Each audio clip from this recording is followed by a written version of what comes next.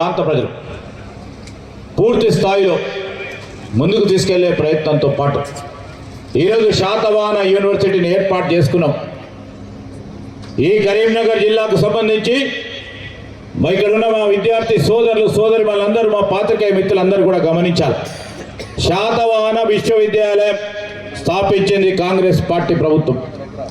200 ఎకరాల్లో మేము ఈరోజు స్థాపించాం.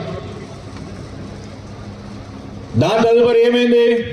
10 సంవత్సరాలు విద్యను విస్మరించిన గత ప్రభుత్వం మళ్ళా మేము రాగానే నేను కానీ మా సోదరులు పొన్నం ప్రభాకర్ గారు కానీ ముఖ్యమంత్రి గారితో చర్చించి దానికి సంబంధించి ఒక ఇంజనీరింగ్ కళాశాల, దానికి సంబంధించి ఒక లా కళాశాలని మళ్ళా మన కరీంనగర్ యావత్ జిల్లా వాసులందరికీ కూడా ఇవ్వటం కూడా జరిగింది. అంటే ఒక ఆలోచన, ఒక దృక్పథం, ఒక లక్ష్యం. మేమేమో ఈ విధంగా ముందుకు తీసుకెళ్లే ప్రయత్నం చేస్తే అబద్ధాలు వేసి ఈరోజు దుష్ప్రచారం చేస్తూ హైదరాబాద్ సెంట్రల్ యూనివర్సిటీకి సంబంధించి ప్రభుత్వ భూమి అయినా దాన్ని వేరే విధంగా చిత్రీకరించి అభివృద్ధికి ఏదైనా విధంగా అడ్డుకోవాలని చేస్తూ ఉన్న ప్రయత్నంలో మరి ఎవరు చేస్తూ ఉన్నారో గమనించాలి. ఆ హైదరాబాద్ సెంట్రల్ యూనివర్సిటీ ల్యాండ్కు సంబంధించి ప్రభుత్వ భూమిగా, అదేవిధంగా సెంట్రల్ యూనివర్సిటీకి సంబంధించిన భూమి విషయంలో రాబోయే కాలంలో ఆ సెంట్రల్ యూనివర్సిటీ అక్కడే ఉంటుంది. మరి వారికి పూర్తి స్థాయిలో హక్కులు కల్పించే కార్యక్రమం గత ప్రభుత్వం చేయనప్పటికీ ఈరోజు హక్కులు కల్పించి ముందుకు తీసుకెళ్లే కార్యాచరణ భాగంలో ముందుకెళ్తా ఉంటే దుష్ప్రచారం చేస్తూ అపనిందలేస్తూ ఎక్కడైనా ఏనుగులు ఎక్కడైనా ఉంటాయా?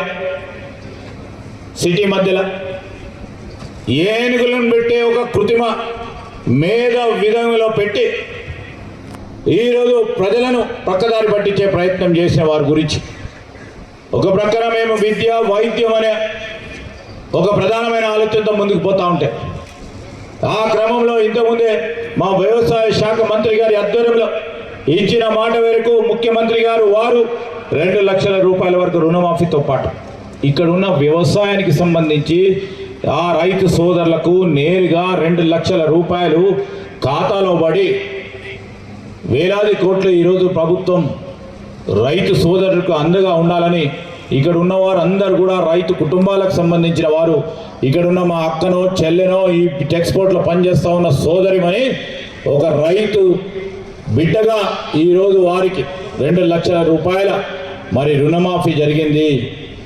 సన్న రకానికి సంబంధించిన మరి మద్దతు ధరతో పాటు ఈరోజు బోనస్ ఇవ్వటం జరిగింది.